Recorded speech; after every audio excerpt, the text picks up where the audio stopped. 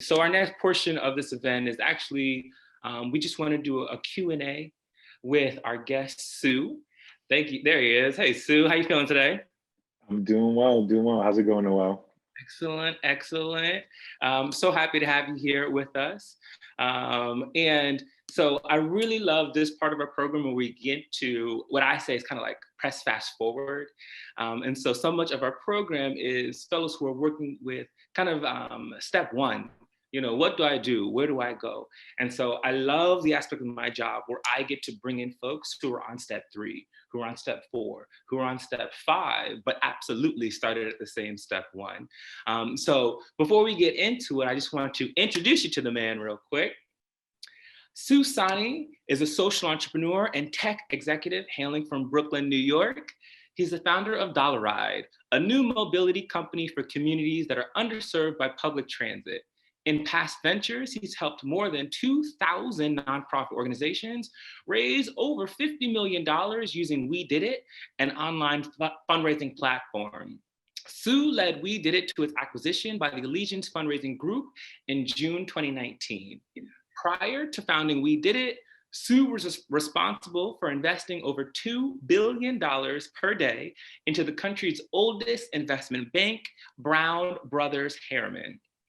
He graduated with degrees in psychology and business management from Boston College and is a product of the New York City Public Schools. Thank you, everyone. Give it up for Sue. We're so happy to have you here with us. Real quick, Sue, before I get any further, New York City Public Schools. Which schools? Where'd you go? Shout out your hometown real quick. Yeah, so I'm from Brooklyn, and I went to a junior high school called IS 383. AKA Philippa Schuyler in Bushwick. And then I went to high school at A. Philip Randolph High School in Harlem, which is like right on City College's campus. So yeah, I'm a New Yorker through and through and went through schools here as well. Excellent. Thank you for that. So happy to have you, Sue. My first question for you, I want to know, if we take a step back real quick, happy to be here in February. Hopefully, you know, we're on the up and up on the better sides of things. But if you take a step back and think about the last year, think about 2020. I want to know, what did 2020 teach you about yourself? Wow. Well, I learned a lot about myself in 2020. I think the first thing that comes to mind is being resilient and how to be more resilient in times of crisis. So to give you all a little bit of context, I got married in January in 2020, and then I had my first child in early March 11th, and then literally 2-3 days later, the governor of New York announced that we all need to be, you know, staying at home, shelter in place. You know, the whole coronavirus fiasco really took hold. So, you know, this is nothing that I or my family expected in the earlier part of the year, but that completely changed, you know, all of our plans. And it was a scary moment for me personally, you know, going to the hospital and being there for my wife, you know, when we're having our child. And then the first thing we find when we turn on the television after like 2 days of just focusing on having a baby is that like the world is completely different. So that was a whole whirlwind. And then on top of that, with my business, with DollaRide, we are a transportation company. So, you know, all the impact of the coronavirus really just meant it was difficult for us to really operate our business the way we used to. So all of this change just really forced me to be a lot more resilient and have like a plan C, a plan D, a plan E for not only business, but also, you know, my personal life. So all that stuff just made me, you know, feel like I need to be a lot more flexible and prepared for what life throws at me. Yeah, I can't imagine, especially with like the new family and the business. I get that. But speaking about having all of these plans, B, C, D through Z, you know, I think very much in entrepreneurship, you can be like, okay, this is what I'm do. I'm so excited for it. Maybe even put your all into it. And sometimes things don't work out or don't work out that way. And so I'd love to know a little bit about a time when maybe something appeared as like an L, as a loss for you. You had one plan, you went towards it, felt like it was going to go in one direction, and things didn't quite work out, but then something about that worked in your favor. So I kind of want to know, what's an example of a major L or a major loss that you took that actually transformed into a major win? Sure. Well, for one, as an entrepreneur, you get L's all the time. You got to actually get used to hearing no many, many times before you get to that yes. And I started realizing that even before I started companies, when I was working in sales at a software company years ago. And the life of a salesperson is that you will literally go through 10 or 100 opportunities, and 90% of them will actually not pan out. So you have to get comfortable with people telling you no, or not right now, or I'm not sure, and all those things literally being L's, but just being able to persevere. But to be more specific, the most recent L that actually ended up turning into a positive for me was it had to do with the David Prize. So in New York City, there's an annual competition and prize called the David Prize, where the David Willentis Foundation provides 5 New Yorkers $200,000 each to pursue their dream, and also to create, solutions that benefit other New Yorkers. I became a finalist for the David Prize out of I think there was 6,000 nominees and contestants last year, and I was among the top 10 finalists. And this was like a whole year-long event where I was going through many interviews and meetings with the people at the David Prize and their board, and engaging with them through different marketing campaigns. Mm-hmm. So at the end of the day, I became a finalist out of all these other nominees, and I thought I had a pretty good shot of winning the prize. I was going to be one of 5, but ultimately they didn't choose me as one of the winners. And I was bummed out about that, to be honest. They called me and they explained, Sue, we thought you were amazing, and what you're doing with DollaRide is clearly exactly the type of things we want to support, but because the David Prize is a philanthropic endeavor, they want to grant people money without any strings attached. They didn't think that DollaRide was the best fit out of all the other candidates because we were a for-profit company. So that was an L for me, and I was really bummed out about that. But lo and behold, behind the scenes, at the David Prize, some of the board members were really, really interested in DollaRide as an investment. And although, long story short, although I didn't actually win the David Prize as a grant, some of the board members ended up investing in DollaRide, and now they are investors in my business. Yes. Yeah. So, this is one of those things where, you never know what life throws at you. And I think I ended up in that opportunity because I continued to show up. Even though I didn't win the David Prize, I was still, appreciative, cordial, and I maintained a relationship with the people who are a part of that organization. And, I think all those things made them have confidence in me, and it made them want to still support me in a different way. Absolutely. Absolutely. And kind of speaking about, thank you for sharing that story. I think that's so important for not even just myself, but probably everyone in the room to hear, right? You never know what can come of that, one L, if we want to call it like that, if you just stay open to the possibilities. So good for you on that. But talking about staying in contact and staying supported, I kind of want to know a little bit more about your support and your support system. So if you think about, maybe 2021, we're in a new year, what does self-care for you look like? what is, as a new father, as a business owner, as a founder, as a serial entrepreneur, what does self-care look like for you these days? So I have to be honest with y'all. Like I'm definitely a workaholic, and I've never been able to achieve work-life balance. Like it's just not something that I'm trying to go for. And a lot of the people who are my peers that are also entrepreneurs, I think we've like given up on that ideal because being an entrepreneur is so taxing on you emotionally, psychologically, and physically. And I've personally I've attacked this as like a short-term, highly intense investment in my future.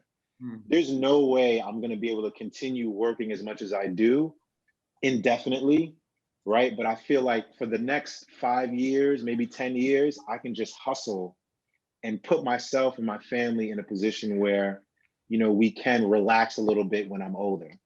So that's how I'm approaching things. But with that being said, I do try to maintain some level of like, like self-care. And, I go to the gym, or I used to go to the gym. Now I like, just work out at home doing calisthenics. I really just take refuge in hanging out with my wife and my son, and like taking walks around the neighborhood. We live in Bed-Stuy. Bed-Stuy is beautiful to me. So we just literally take walks every couple of days around the neighborhood, and just try to enjoy like some of the small, simple things. So I think, maybe one way to put this is just like enjoying the simple pleasures of life that are easy to execute on, doesn't take a ton of time, but help you get out of that intense brain space that you're often in when you're doing your entrepreneurial work.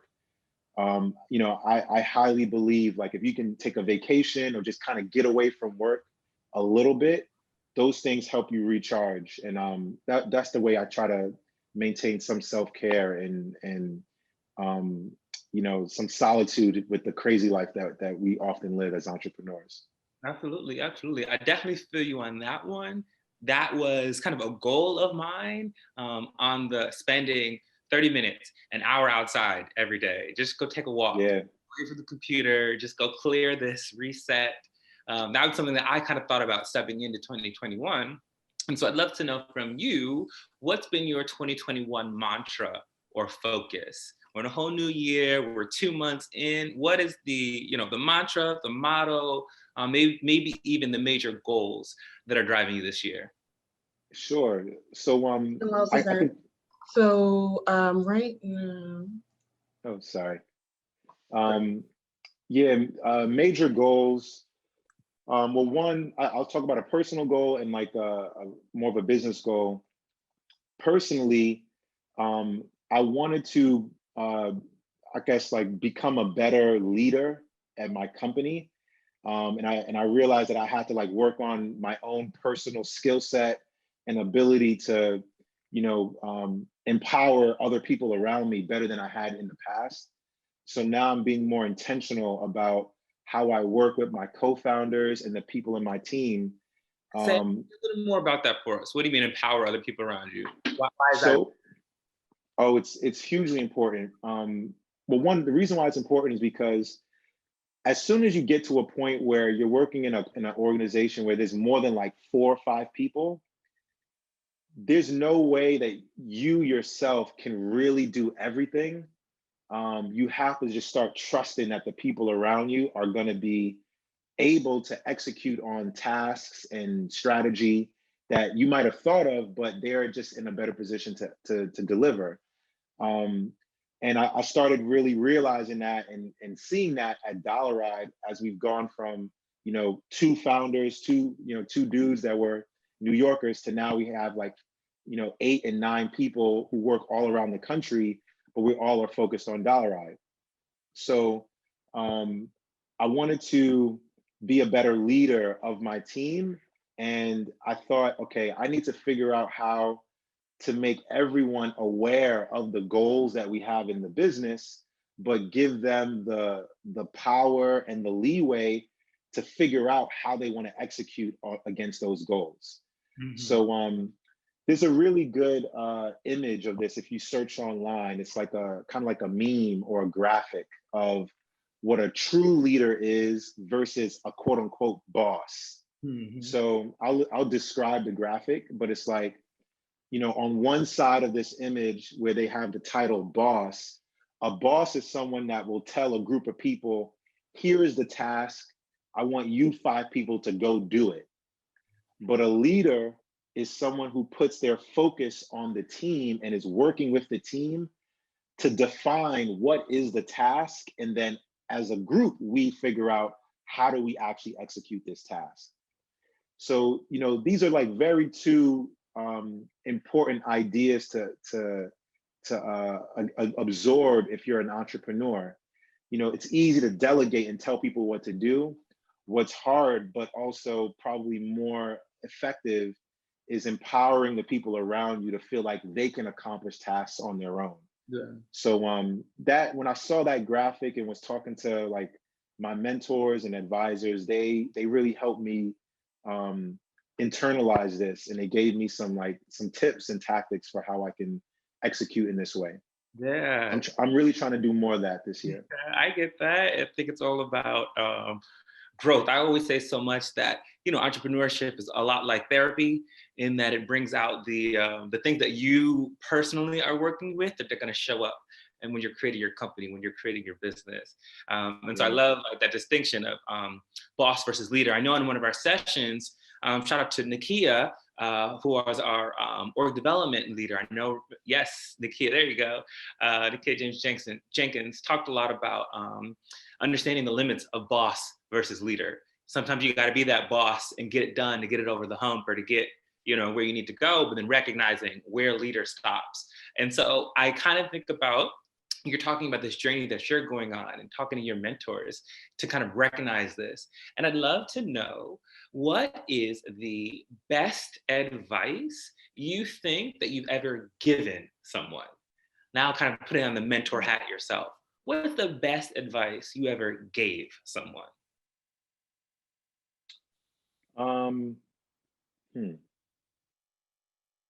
The best advice.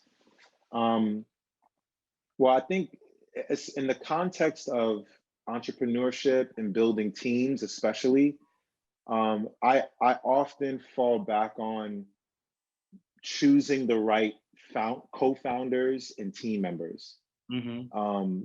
You know, it really starts at that early decision.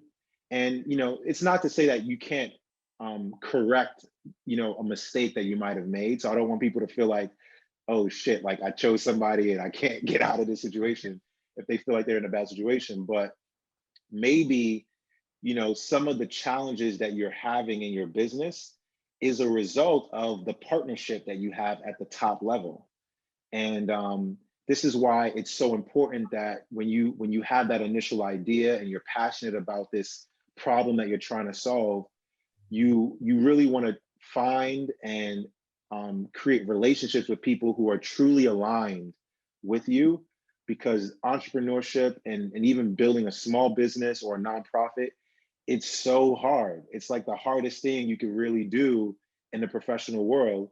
You don't have any support. Like, you got to build all these resources around you while also executing on your mission. And you're often juggling like 8 different things at the same time. So like being in a relationship, you want to be with people who really understand it, who are in it with you, and who are willing to sacrifice, you know, just like you are. So, you know, I learned this the hard way when I was in a very early business, one of my first companies, right out of college. And, you know, it was 3 founders.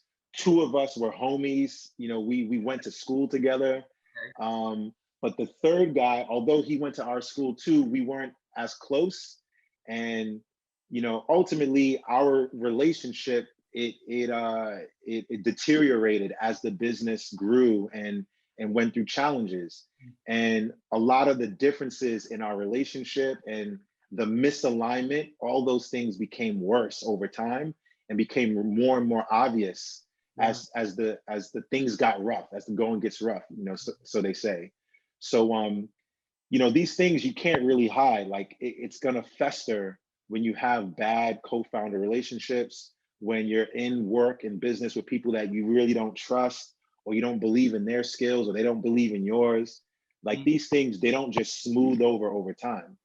So because I've experienced this, and then on the flip side, I've been in really positive relationships with my co-founders, and I've been a part of a company that did succeed, throughout the ups and downs.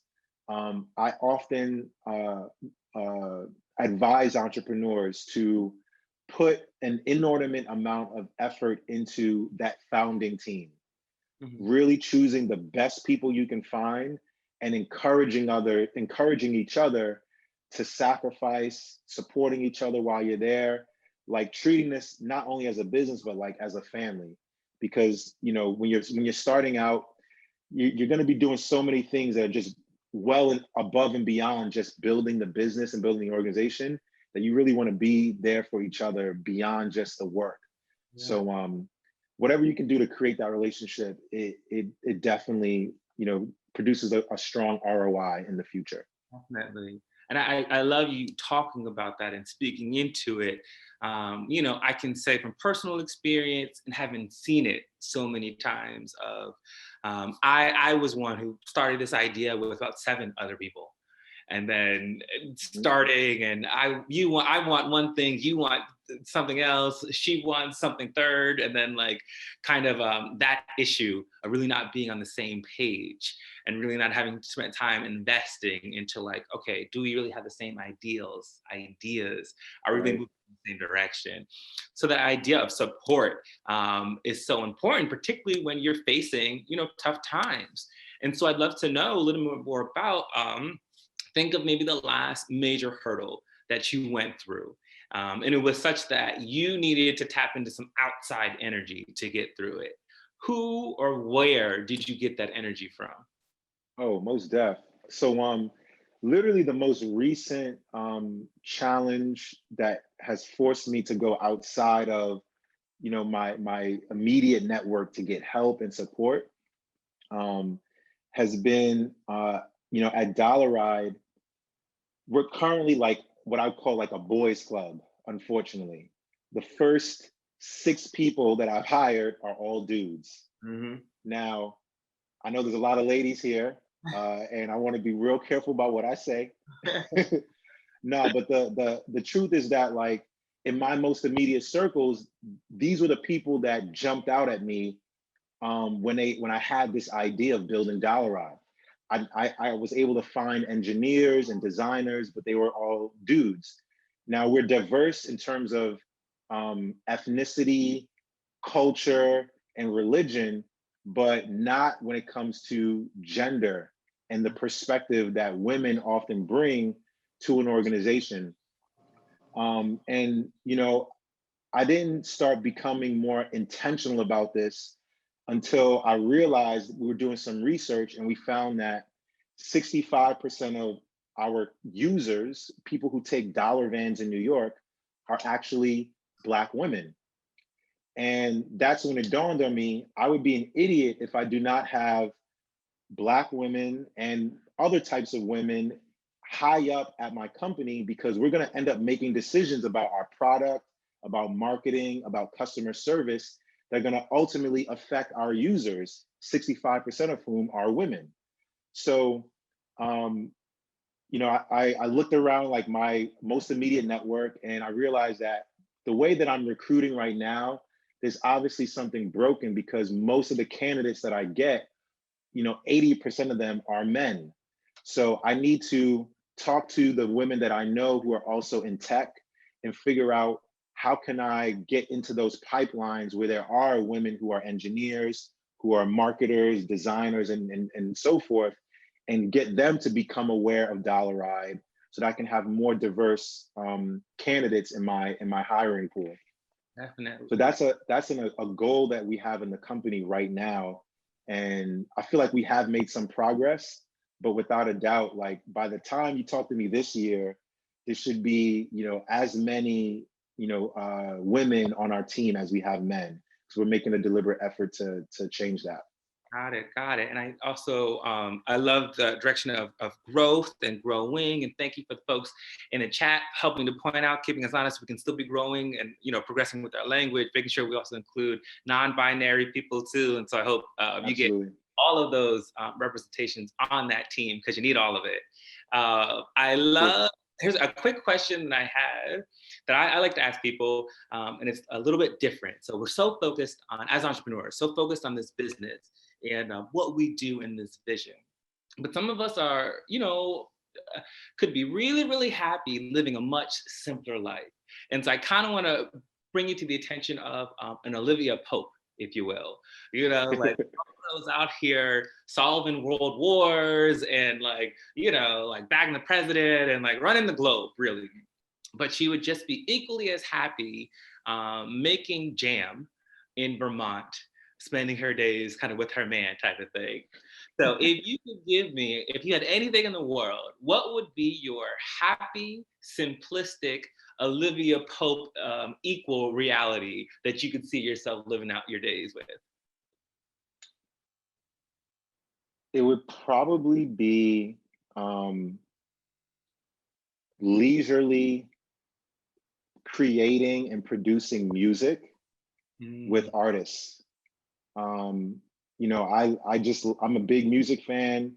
I've grown up in the hip hop era and generation. Yeah. And, like there's something about music and other types of arts that are invigorating. And it's something I could never get tired of doing. So I know that, once my entrepreneurial bug kind of, simmers down, I'm probably going to return to some aspect of music and or art in a way that is therapeutic for me, but still energizing, because this is just something that I love to do and I would do for no money. My first business was a recording studio and a production company. And we worked with musicians and artists from Harlem. Most of them were in Harlem. And like, that was the most fun I ever had in my life. And like, I want to return to that when I get a chance to, but I want to do it at a time where I'm not pressured by making it a business. Too often as artists, you're forced to make your art make money, and that's where things get a bit more complicated. So I would love to create a space where I could work with artists without that complication and empower them to create the best work that they can possibly give to the world. That would be dope to me. Yeah, awesome. I can see it now. Yes, I want that for you. I have one last question for you. And then if anyone who's here in the chat has a question for Sue, go ahead and drop it in the chat. And then we can probably take 1 or 2 questions kind of from the group. But my last question for you, Sue, is when we think about, the culture, or when people say doing it for the culture, I would love to know, what is your dream? What is your dream for the culture? Oh man, I love this question. My dream for our culture, for the culture, I mean, it's quite simple. It's literally to create and make millions of more entrepreneurs who become millionaires. I think it's very important that in our community, we learn how to create wealth in ways that are transformational for our families. Yeah. I love entrepreneurship, and I'm a big steward of this because it's been transformational for my family. But I want to go beyond just like my household. I want all of your households to be able to enjoy wealth and be in a position where you can create wealth for other people. So, my goal for DollaRide, for example, is to make sure that if DollaRide goes public or reaches an IPO, the early employees can enjoy in the fruits of that exit. And best believe my early employees, they're all Black, or at least they're all people of color.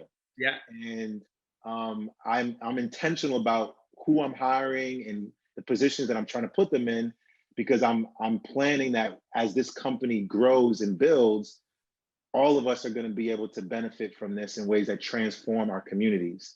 So if there were thousands of other people who were doing the same thing or had similar goals as I did, we can transform our culture overnight. So that's my dream for the culture. Yes, Just create more wealth within our communities. I love that. I love that. And I see we have one question from the group. Jasmine, if you're close, I'll actually ask you to just ask Sue. Feel free to unmute yourself and ask Sue your question yourself. Jasmine Graves, who, and I'll give it up real quick to Jasmine, who's our latest volunteer. Jasmine is helping us with a lot of survey and data things on the back end, making us better. So if you're here, Jasmine, still go ahead and unmute yourself and ask that question to Sue. Okay, my question was, what is the difference between someone who's aligned with your goal or your mission versus a yes person? Oh, great question. Tell the difference, I think, is a better way of asking that.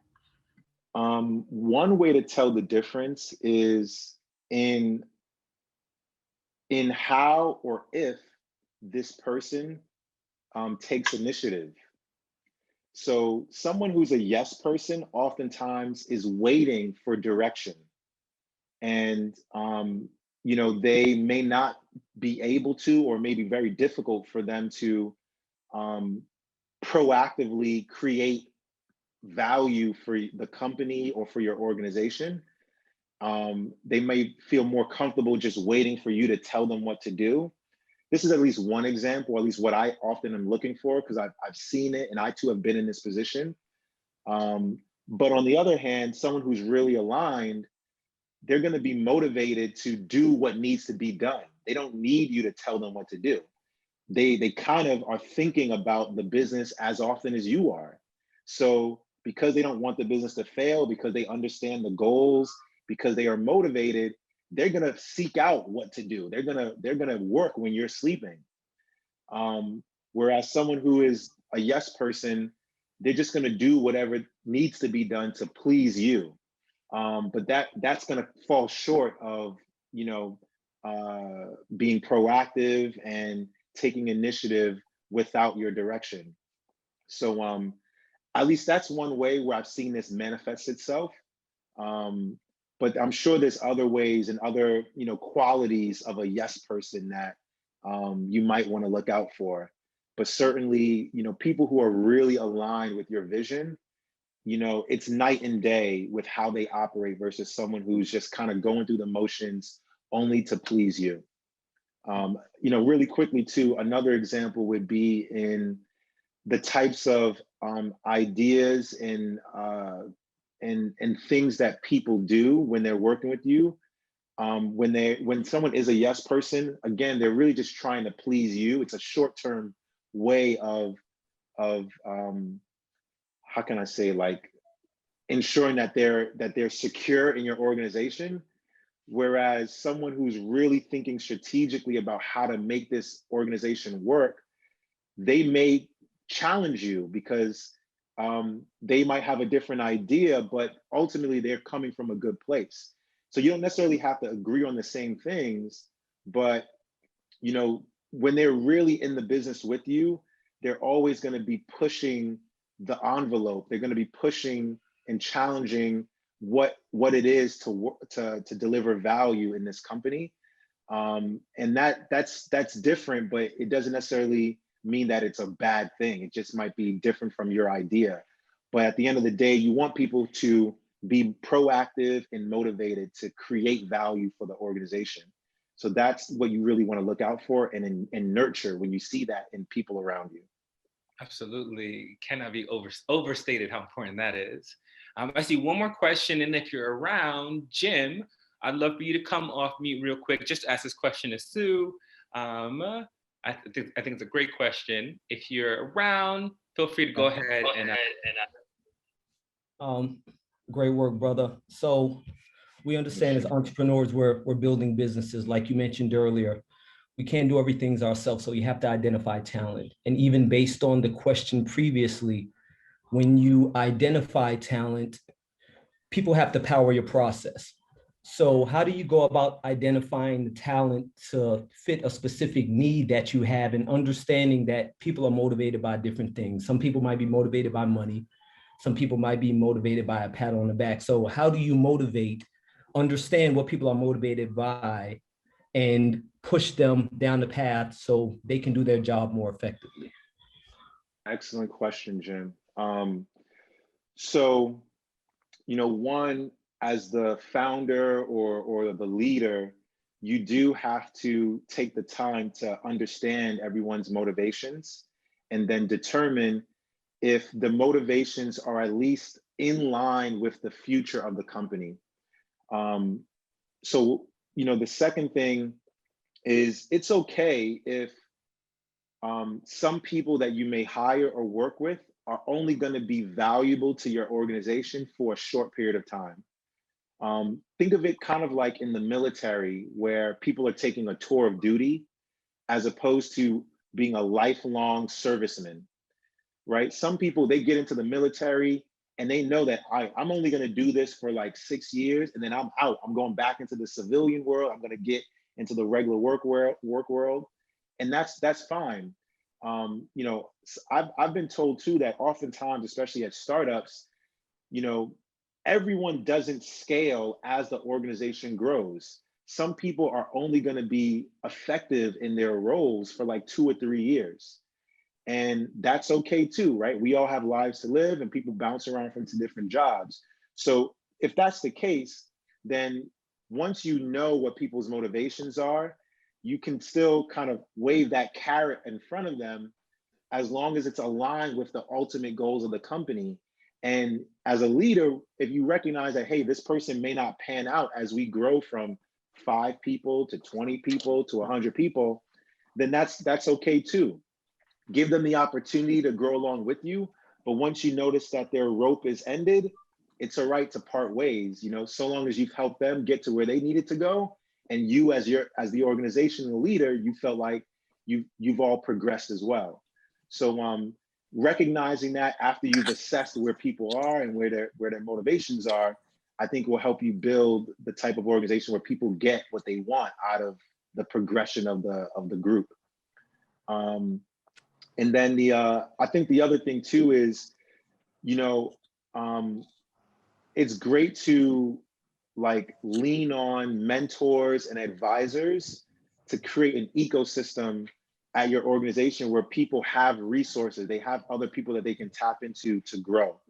When working with talented people, it's really difficult to be the only resource for them when they may need more information or more examples and details on how to do a good job.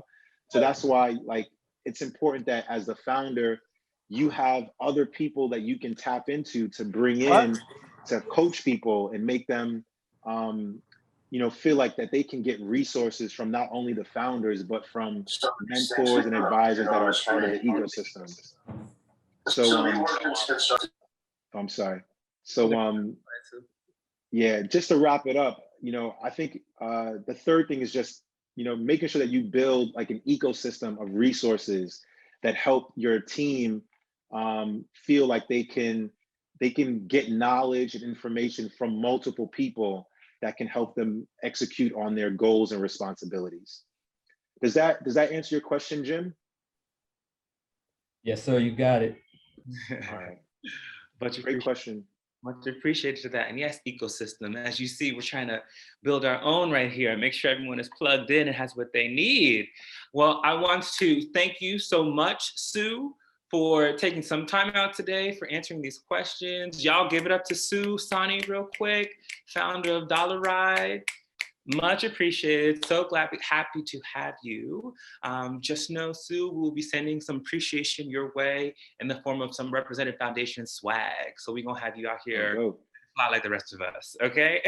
I'm a rock the swag proudly. So thank you so much for your time, Noel, and thank you all for welcoming me. Feel free to hit me up on Twitter, on LinkedIn. My network is now your network. So I appreciate all of y'all and wish you the best in your ventures. Thank you, Sue.